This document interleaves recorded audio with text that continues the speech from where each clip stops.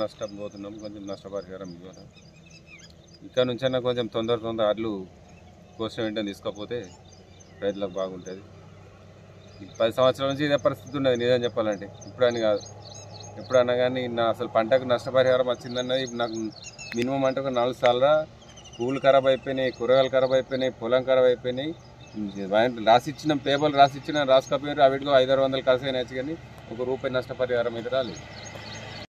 ప్రభుత్వం వాళ్ళు అందరూ అదే చెప్తారు, ఆదుకుంటామని చెప్పేసి అన్నీ.